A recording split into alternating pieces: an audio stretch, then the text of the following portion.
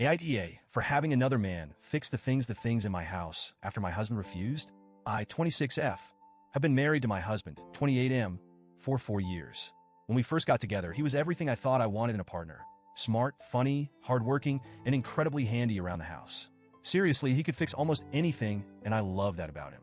I grew up in a household where my dad wasn't exactly Mr. Fix-It, so having someone who could take care of that side of things felt like a dream.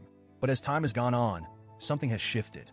I'm not sure if it's the stress of work, life, or just falling into bad habits, but my husband has started letting things slide. It's like he's always too busy to help around the house or tackle projects. And let me be clear, I do a lot. I manage the cooking, cleaning, grocery shopping, scheduling, you name it. I'm not saying he doesn't do anything, but when it comes to maintaining our home, the division of labor is very lopsided. Now for the actual issue. Over the past year, yes, an entire year, I've been asking my husband to do a few specific things in our apartment. First, we needed to replace our ancient refrigerator. It was loud, inefficient, and barely keeping our food cold. My sister generously gifted me a beautiful Smeg refrigerator for my birthday last year, but it's been sitting in the corner, still in its packaging, because my husband never got around to swapping it out. Second, I've been wanting to set up a small dance area in our apartment. Dancing is my passion and my primary form of exercise. It's not just about staying fit, it's my therapy, my joy, my escape. I asked my husband to install a ballet bar, a pole, and a mirror so I could practice at home. He said he'd do it, but every time I brought it up, there was another excuse. I'll get to it next weekend, or I don't have the right tools right now, or do we really need to drill holes in the walls for this? At first, I was patient. I get it, life gets busy. But as the weeks turned into months, my patience wore thin. It felt like he didn't take my needs seriously or care about how much this meant to me. I even tried to compromise by offering to help or hiring someone to do it, but he shot those ideas down too. Why waste money when I can do it myself, he'd say, but he wasn't doing it. Finally, a few weeks ago, I hit my breaking point. I decided to take matters into my own hands. Our apartment complex has a maintenance team, so I figured I'd start there. I knew they technically only handle repairs, but I thought maybe they could help with the fridge. I approached one of the maintenance workers, let's call him Mike, and explained the situation. I told him about the Smeg fridge and asked if there was any way he could install it for me. He smiled and said, "That's not really in my job description, but I'll see what I can do." Honestly, I nearly cried from relief. Mike came over the next day while my husband was at work. He not only swapped out the old fridge, but also organized everything inside the new one. I was so grateful I could have hugged him, but I settled for a heartfelt thank you instead. Before he left, he handed me his number and said, "If you ever need anything else, just let me know.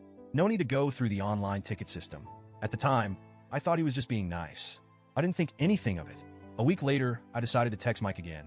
I asked if he could help with the ballet bar, pole, and mirror. I told him the truth. I'd been waiting for my husband to do it for a year, but it just wasn't happening. Mike replied almost instantly, "Sure thing. I'll be there in 5 minutes." True to his word, Mike showed up with his toolbox and got to work. He was efficient and meticulous, making sure everything was secure and level. He even cleaned up the dust and debris afterward. I tried to tip him, but he refused. "No need for that," he said with a smile. "I'm happy to help." I felt such a wave of relief and gratitude. Finally, I had the space I'd been dreaming of, and I didn't have to beg or nag anyone for it. But then my husband came home. The first thing he noticed was the fridge. "When did this happen?" he asked, his tone sharp. I explained that Mike from maintenance had replaced it for me. My husband frowned, but didn't say much, until he walked into the living room and saw the ballet bar, pole, and mirror.